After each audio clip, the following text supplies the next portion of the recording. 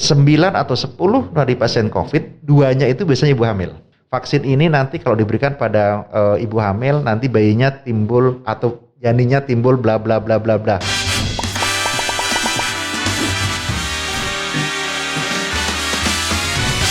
Hai, halo semuanya. Apa kabarnya? Seneng banget nih di sini Ivi Batuta bisa menyapa teman-teman lagi. Didengar-dengar nih persembahan dari Le Mineral. Semoga semuanya udah antusias banget ya menunggu episode kali ini. Jadi kali ini karena banyak pertanyaan juga yang akan kita bahas tentunya berkaitan dengan ibu hamil dan vaksinasi. Karena dengar-dengar nih katanya ya ibu hamil itu sebetulnya udah bisa divaksin.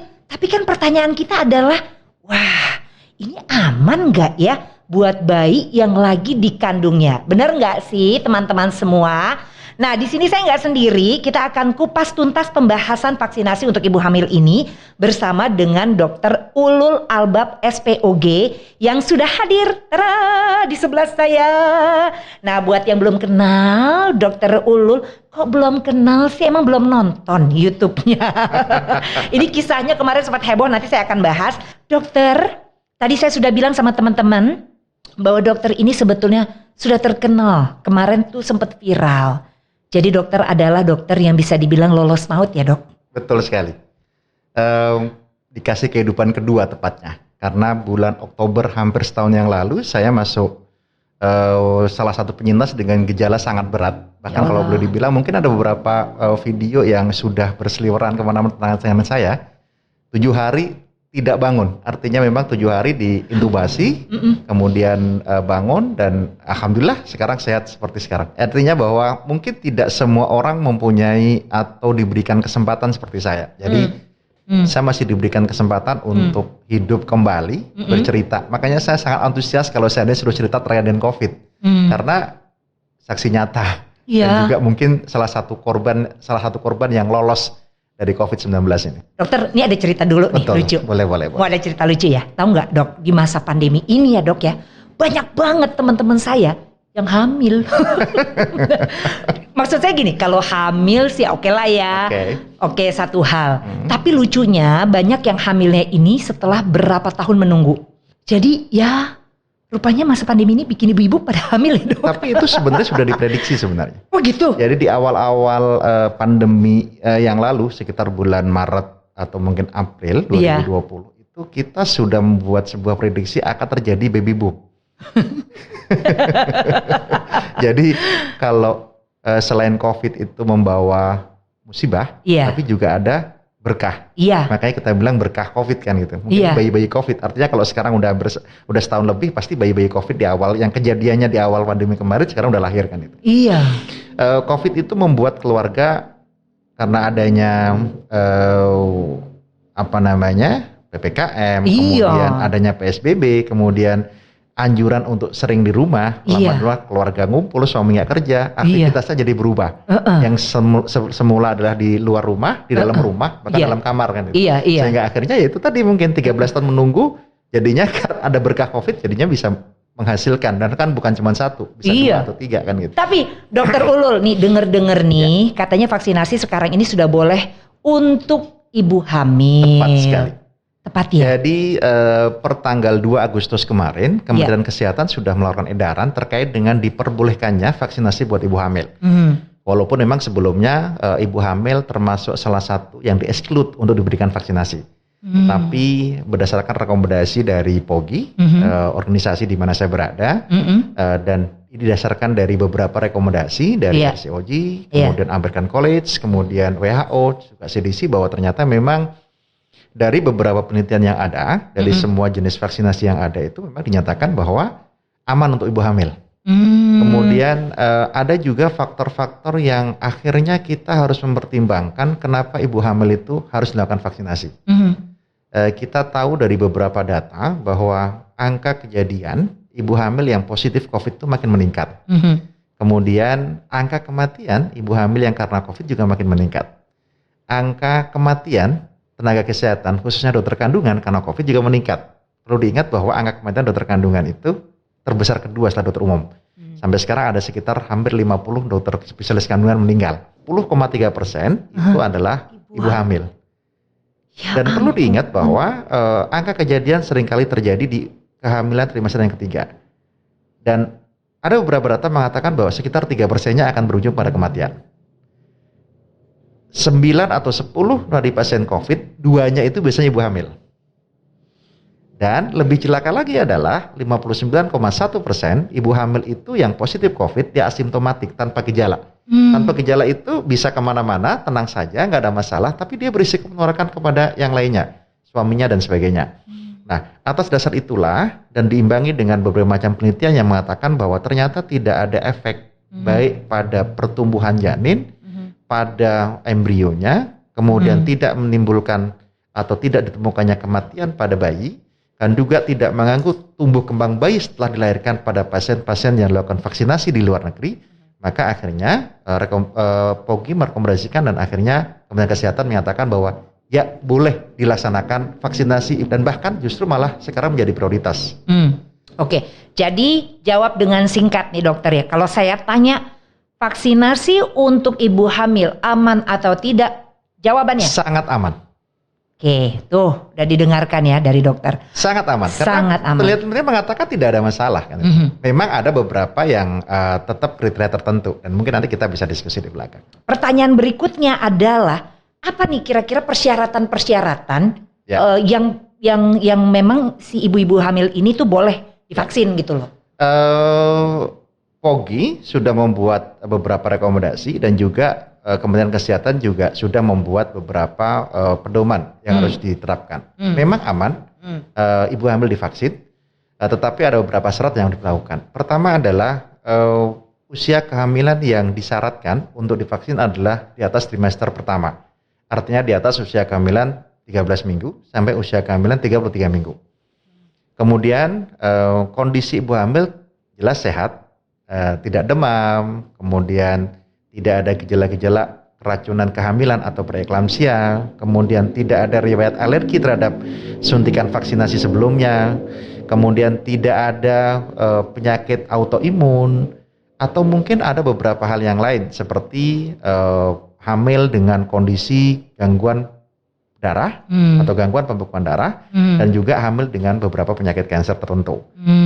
Nah, vaksinasi untuk ibu hamil ini memang diprioritaskan untuk beberapa golongan ibu hamil. Iya. Pertama adalah untuk tenaga kesehatan, yang kedua adalah untuk mereka yang mempunyai komorbid sebelum hamil, hipertensi, obesitas maupun penyakit jantung.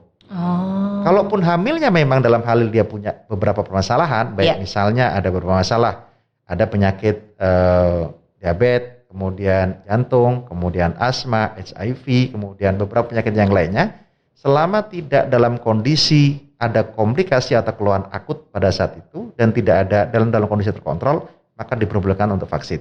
Jadi sebenarnya walaupun memang disyaratkan dalam kondisi tertentu, tapi ada beberapa kondisi yang memang diperbolehkan. Jadi jangan takut sebenarnya.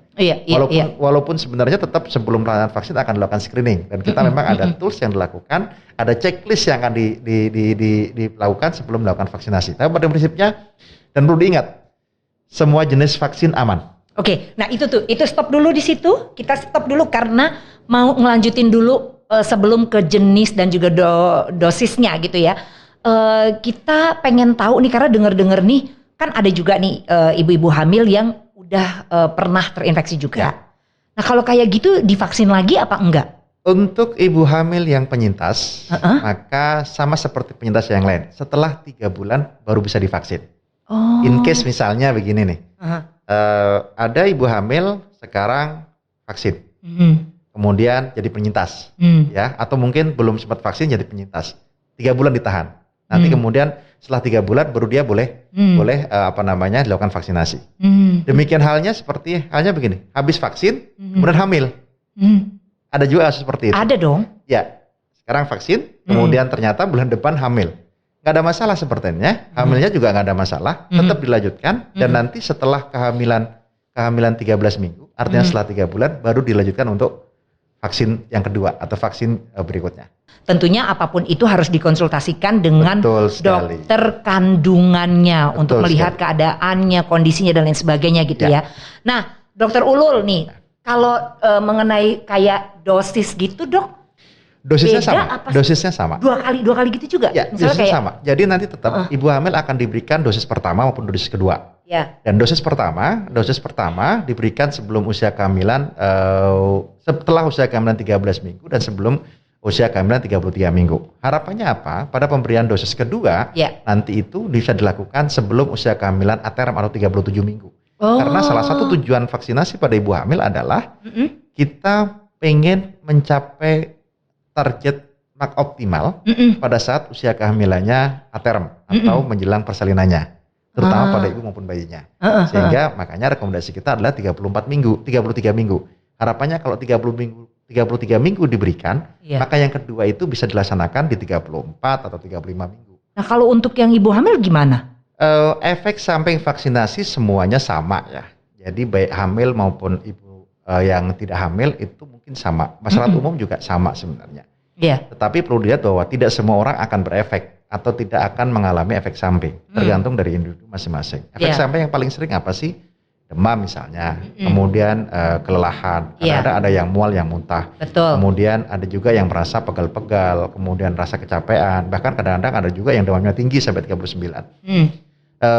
Perlu dilihat bahwa sebelum kita memberikan vaksinasi buat ibu hamil, screening tetap akan kita lakukan. Jadi kita harus detail. Yang kedua adalah pengawasan, pemantauan terhadap kejadian ikutan pasca imunisasi atau KIPI, itu tetap kita lakukan pemantauan. Makanya kenapa pada saat dilakukan vaksinasi, jelas ada tim dokter yang standby, akan ada call center yang setiap sedia kalau seandainya memang ibu-ibu yang divaksinasi dia akan mendapatkan keluhan dan sebagainya. Jadi itu. Jadi kalau apakah tidak akan terjadi KIPI, kita nggak jamin.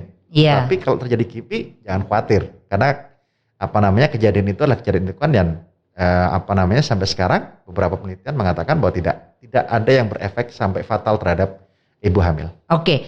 Nah, dengar-dengar nih tentunya ibu-ibu hamil yang mau melakukan vaksinasi itu juga perlu melakukan persiapan-persiapan. Betul. Nah, kira-kira persiapan apa sih? Sehat. Yang pasti sehat. Kemudian pastikan bahwa kehamilannya tidak ada masalah. Terhindar dari preeklamsia misalnya. Kemudian yang kedua, kondisi kehamilannya di atas 12 sampai 33 minggu. Kemudian tidak dalam kondisi demam, tekan darahnya tidak di atas 140/90. Sebenarnya ini simple sebenarnya, cukup minum sebenarnya. Iya. Ya, karena kita tahu bahwa risiko terjadinya KIPI terhadap demam itu juga berpengaruh terhadap bayi sama ibunya. Kalau seandainya kita kurang minum, karena kita tahu bahwa 1 derajat kenaikan suhu itu menurunkan air ketuban pada bayinya.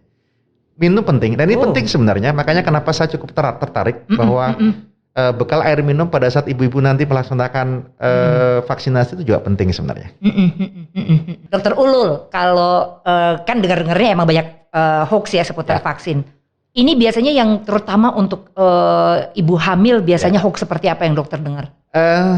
Pertama begini, yang paling sering adalah ketika nanti divaksin berpengaruh pada bayinya. Kemudian ketika divaksin nanti ibunya ada timbul masalah dan akhirnya akan meninggal misalnya. Atau mungkin dikatakan bahwa vaksinnya itu mengandung bahan virus yang aktif kemudian yang nanti akan berpengaruh pada ibunya. Atau mungkin setelah divaksin nanti akan malah jadi positif misalnya, padahal sebelumnya nggak positif. Banyak hal seperti itu. Nah, yang paling sering adalah ketika vaksinasi pada ibu hamil itu dikaitkan dengan tumbuh kembang bayinya nanti. Seringkali dulu mungkin teman-teman pernah dengar juga bahwa ada beberapa kelompok yang mengatakan anti vaksin, yang mengatakan bahwa vaksin ini nanti kalau diberikan pada ibu hamil nanti bayinya timbul atau janinnya timbul bla bla bla bla bla. Saya pikir enggak lah. Karena tujuan utama vaksinasi adalah justru kita memberikan antibodi buat ibu dan juga buat bayinya. Harapannya ibunya sehat, bayinya juga sehat dan kebal terhadap COVID-19. Aduh, terima kasih dokter. Aduh, untuk penjelasannya. Nah, ini mungkin dokter Ulul juga bisa kembali menenangkan ibu-ibu hamil yang sekarang ini dengar-dengar nih banyak sekali yang masih takut. Apa yang mau dokter sampaikan di sini kepada ibu-ibu hamil yang belum divaksin? Buat ibu-ibu hamil, bahwa hamil itu sebenarnya suatu kondisi yang menyenangkan sebenarnya. Jangan pernah bilang bahwa hamil itu penyakit. Itu dia. Hamil itu sehat. Makanya nggak ada surat sakit yang dikatakan bahwa izin karena hamil, kan nggak ada. Karena sehat, maka berlaku seperti orang sehat. Karena orang sehat, maka tenanglah terhadap vaksinasi. Itu good thinking tuh. Karena apa? Karena apa? Ketika kita berpikir bahwa kita sakit, kemudian kita berpikir bahwa nanti akan timbul penyakit ketika vaksin, itu justru akan menurunkan imun kita. Ketika imun kita turun, maka secara otomatis COVID-19 akan gampang masuk ke dalam diri kita. Terima kasih banyak loh Dr. Ulul Albab, SPOG ya, yang sudah menjelaskan kepada kita semua bahwa vaksinasi untuk ibu hamil itu sangat-sangat aman, tidak akan terpengaruh kepada janin yang dikandung, juga kepada ibu ya, dan juga selalu konsultasikan untuk pemberian vaksin jenis dan juga dosisnya sesuai dengan yang disarankan oleh dokter kandungan dari ibu-ibu hamil yang saat ini sedang menyaksikan atau mungkin berencana hamil, monggo loh. Jangan takut. Jangan satu takut. lagi nih. Iya. Oh, boleh. Bagi yang pasangan yang sedang merencanakan kehamilan, bukan berarti tidak boleh vaksin. Vaksin saja. Jadi vaksin. Iya, itu ya. Jadi vaksin. Ya. Jadi ketika mau vaksin bukan berarti ketika sedang menjalankan kehamilan, dok saya kan lama, saya lagi program nih. Bukan berarti nggak vaksin. Vaksin aja nggak ada masalah. Misalnya lagi usaha gitu ya. Lagi program. Jadi tetap itu juga nggak apa-apa divaksin. Itu nggak ada masalah. Sebegitu amannya loh teman-teman semua. Ya. Jadi tunggu apa lagi, lakukan vaksinasi ya. Jangan lupa nonton episode-episode lainnya. Dr. Ulul ini sudah ada beberapa episode ya. Jadi silakan teman-teman ya. Jadi bisa di-subscribe juga supaya mendapatkan banyak sekali informasi di sana. Kalau misalnya mau tanya bisa di kolom komentar. Kemudian juga bisa dibunyikan loncengnya supaya kalau misalnya pengen tahu ini ada episode terbaru kapan, nanti bisa ketahuan ya. Oke. Ada juga nih channel denger-denger nih di YouTube, di TikTok. Nah, di TikTok juga bisa silakan ya. Di follow, di like, teman-teman silakan untuk mendapatkan literasi tentang kesehatan sekarang ini sangat penting sekali. Saya Ivi Batuta, terima kasih untuk antusiasmenya. Sampai jumpa di channel Denger-Denger nih bersama Le Mineral. Bye!